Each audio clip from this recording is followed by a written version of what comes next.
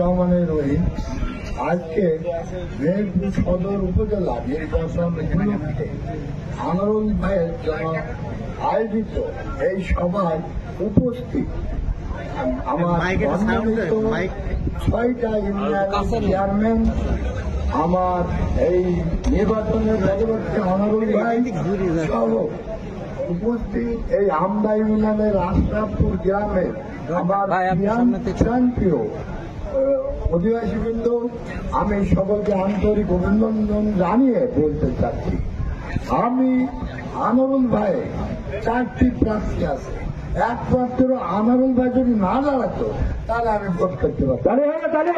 আনোয়ারুল ভাই একজন যোগ্য প্রার্থী, উপজেলার চেয়ারম্যান কাজ করতে হবে যে টোটাল উপজেলায় প্রতিটি গ্রাম আওয়ামী লীগকে টিকে রাখতে হবে, যে আওয়ামী লীগের নেতা কর্মী জনগণের বিপদে আপদে সুখে দুঃখে দাঁড়াতে পারবে, যে নিজের জমি বেচে আওয়ামী লীগকে টিকাতে পারবে, সেই ধরনের লোক আমরা উপজেলার করবো। আনোয়ারুল ভাই ছাড়া এই ধরনের কোনো লোক নাই 4টির মধ্যে, ঠিক আছে?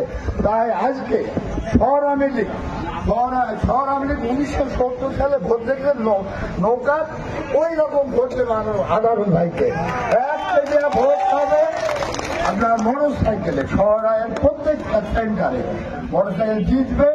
আমরা শহরের নেতা কর্মীরা শহরের জনগণকে আমরা বুঝিয়েছি যোগ্য প্রার্থীকে ভোট দিতে হবে।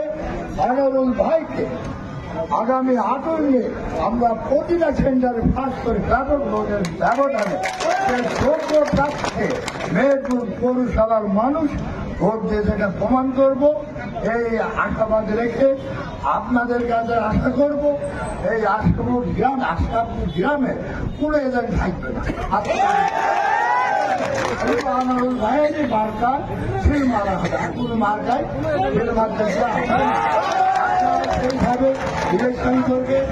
আমরা ইউনিয়নের আমাদের বিভিন্ন ইউনিয়নের নেতৃবৃন্দ ইনশাআল্লাহ আমরা বিজয় হব এবং যোগ্য একটা নেতা পাবো যে মেহেরপুরের উপজেলা আওয়ামী লীগকে টিকিয়ে রাখবে।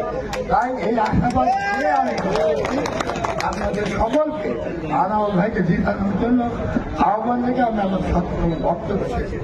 জয় বাংলা, জয় হিন্দ।